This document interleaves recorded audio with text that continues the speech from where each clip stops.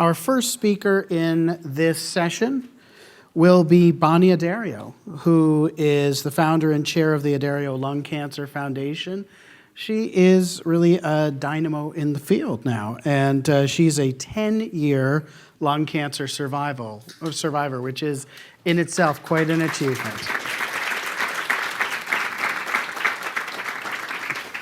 But wait, there's more.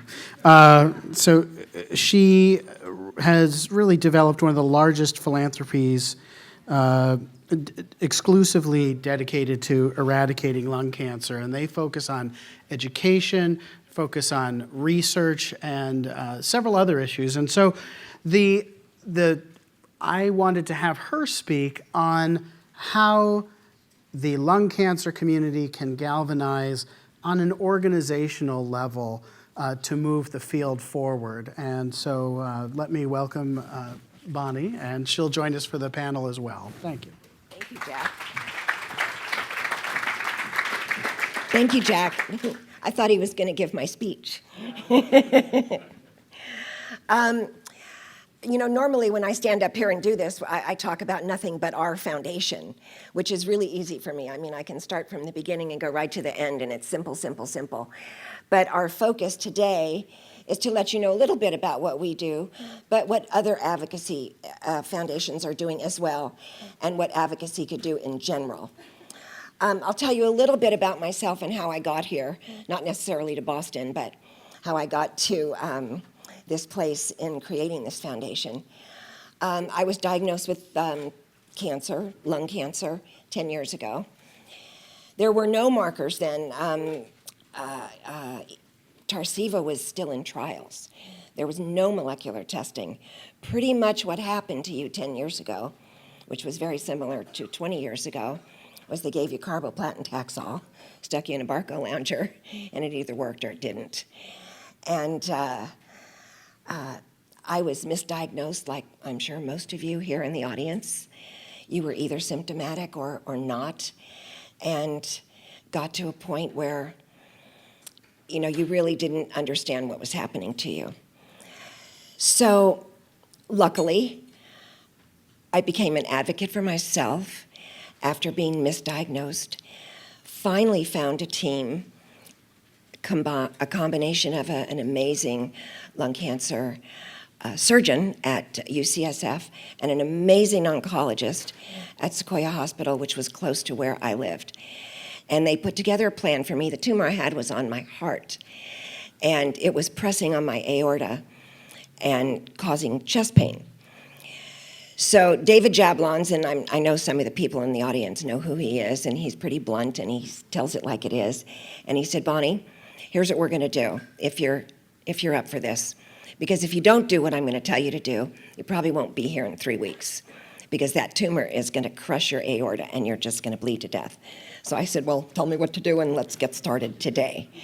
So I went through chemo and radiation and all that stuff, and then some major, major surgery. And I promised myself in that period of time that if I was lucky enough to make it through the window, that I would do something about it. I've lost 4 family members to lung cancer. My mom was actually diagnosed after I was, and she passed away within a year.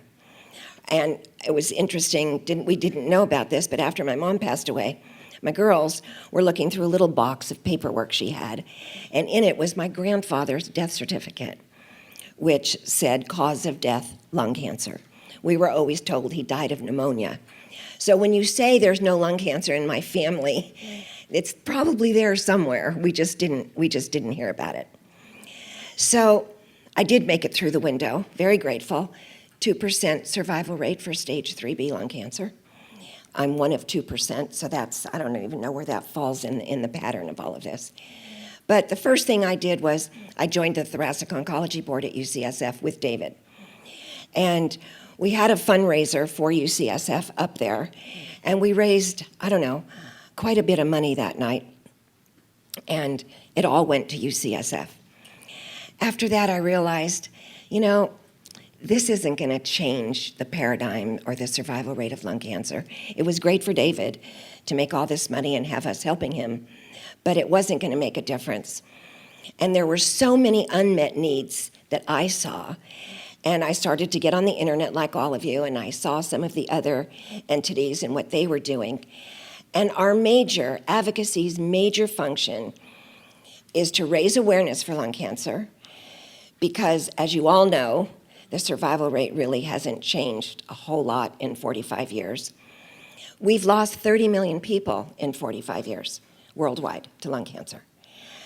So awareness is huge. Sometimes I think it's even more important than anything else advocacy can do, because awareness leads to funding. We need funding for research, because everything these amazing people told you all day today that they're working on, everybody else in all of their institutions are working on it as well, pharma, the industry itself. But we need money. We need money to do this. So all the advocacy organizations raise awareness, and they raise money for funding. We've funded almost everybody that spoke today in some form or fashion. I'm going to, advance the slide here and talk to you a little bit about patient programs and what we do for patients, with it being said that we all collectively raise awareness and funding for research. Lung cancer is a global effort, and it's a global disease, and it needs a global effort. We need to collaborate, and we all need to join together. Collaboration with all the stakeholders, especially patients. It starts with you, and it ends with you. And I'm speaking to the patients in the audience. I don't know if you know how special you are and how important to this whole process you are, but I hope by the time I'm finished you will, and you'll leave with a renewed confidence about just how important you are and what you do is. How can we accomplish this goal? Our foundation's mission is chronically managed lung cancer by 2023. We created that mission a year ago, and we've got 9 years to go. We can't do that by ourselves. That would be pretty magnanimous of us to think that we could. But we can do it through patient education, awareness and advocacy and collaboration, partnership with the leaders in oncology, technology, science, medicine, and philanthropy. We can raise awareness and fund research that will lead to better, more effective detection and treatments. And we are convinced that personalized medicine is the gateway to success. And we can power progress by involving all of those people. It's not going to work unless we do. It starts with the patient, everybody in between, and then it ends with the patient. Educated and informed patients live longer. I know they do. I absolutely know they do. And because that's a belief of mine, because I am a patient, I went through this, I know what it took to find the right doctor. My oncologist, actually, after he treated me, was diagnosed with stage 4 lung cancer. And he and I got to be really, really good friends along the way, as I know some of you know, and have become friends with your oncologists as well, and some of your other doctors. He said, and I became his supporter after he was diagnosed.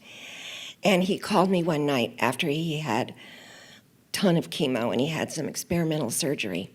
And he said, Bonnie, I just didn't know. I am so sorry. I am so, so sorry. And I said, oh, you have nothing to be sorry for, nothing. But we, patients, live it every day.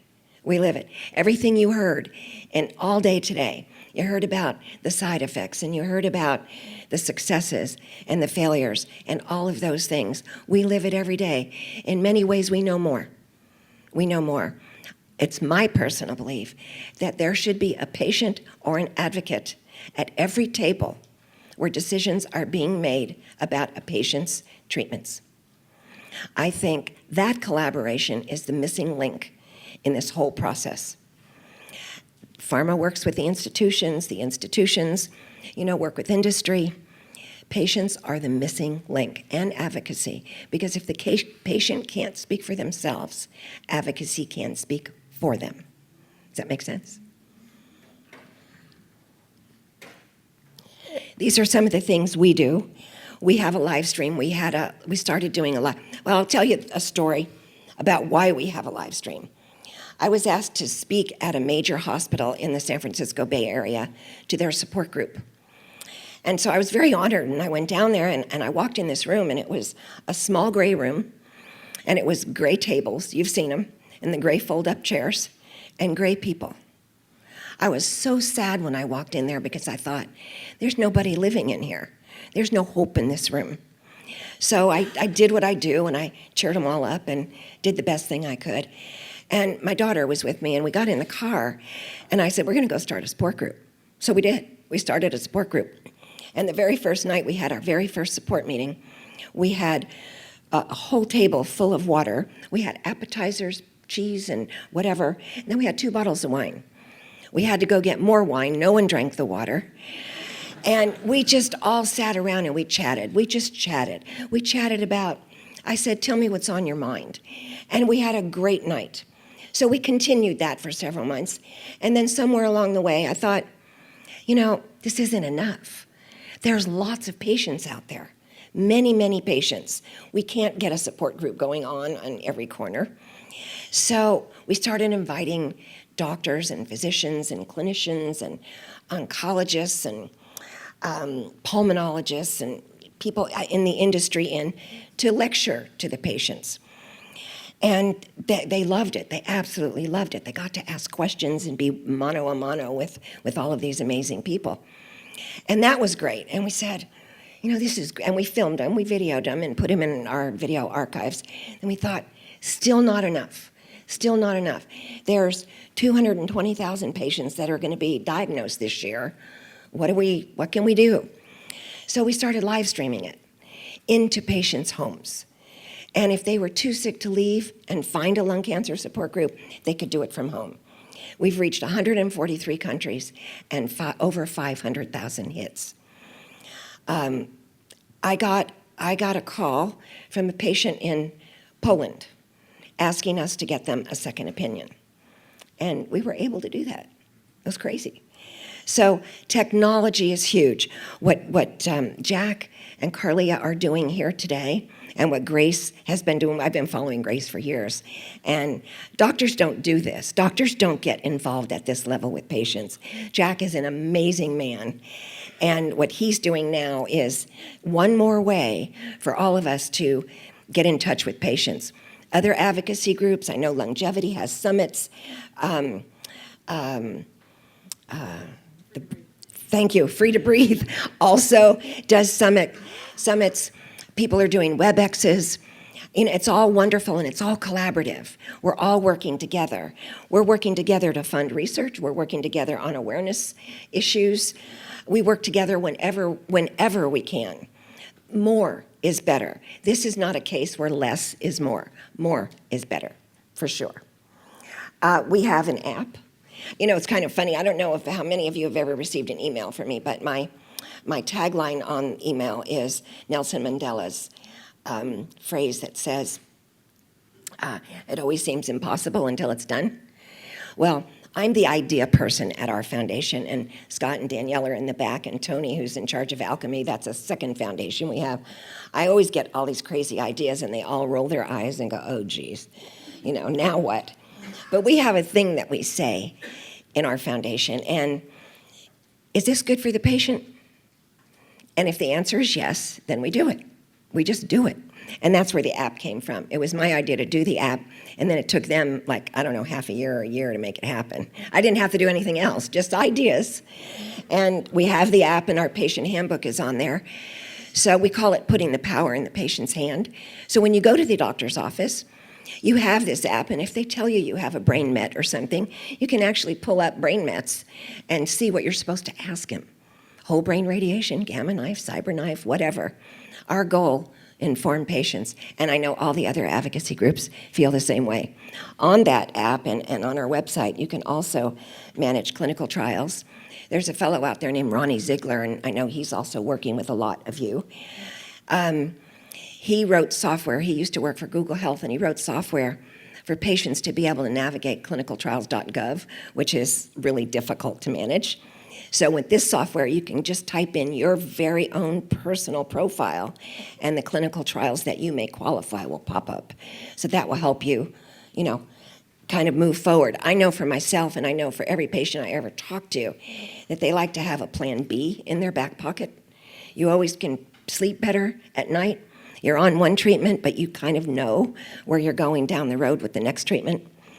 And then we have another app, it's called Cancer Commons, and that's one that you can actually donate your data.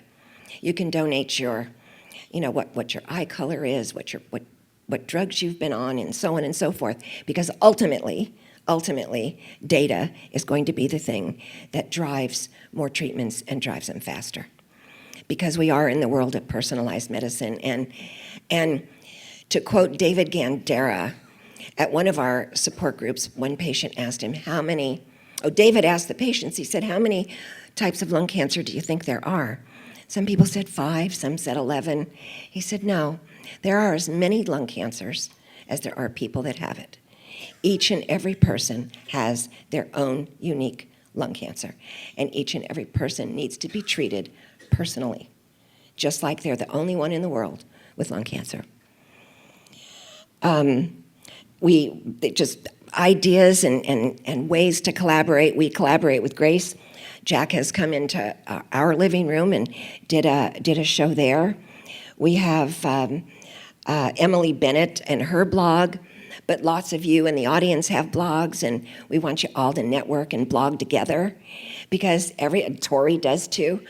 It's the more information a patient can get, the better off the patients are. And I know Longevity, and I know, Free to Breathe, and all of the other foundations do some of those things too. One foundation deals only with asbestos, so they're the experts in that particular lung cancer. There's somebody out there for everybody. And I highly suggest that you find that entity or multiple entities that help you. You don't stop with one, you keep going. So you always have a plan B. If you don't have a plan B, you haven't done your homework. And obviously, social media is huge. We're the front line. Very often, when a new clinical trial is coming out, if you tell us or the other foundations, we'll push it out for you and get the word out to the patients. We can even answer questions about, what that trial is about. LungMap is a perfect example. One of the docs this morning spoke about LungMap. And that's a game-changing clinical trial, a real game changer. Starts with the patient, and it ends with the patient. It doesn't start with a drug and then trying to get the drug to work on a patient. It starts with the patient's profile. The right drug goes to the right patient. I think there's like 5 arms to LungMap. And at the end, after the patient is sequenced, they don't fit any of the arms, they automatically go into immunotherapy. So there's something for everybody. And again, it's a game-changing type of a trial. We collaborate with the University of Colorado. I only put it up there because I know Colorado was going to be here today. Helped them roll out their new patotinib trial for molecular testing. Foundation Medicine, Caris, Response Genetics. I mean, I could go on and on and on, but collaboration is key. We have to work together because it's not going to happen fast enough if we don't. Here's just some of the logos of all the amazing people out there that are doing amazing things. And I just want to personally thank every patient in this room today, because the answers to solving this lung cancer puzzle lie within you. You donate your tissue, you donate your blood, your plasma, your urine, everything on you that's liquid or not, and there wouldn't be any progress without you. There would be no clinical trials. There'd be no research happening. So you are the most important person in the whole process. So please don't ever forget it, because I know I won't. So thank you.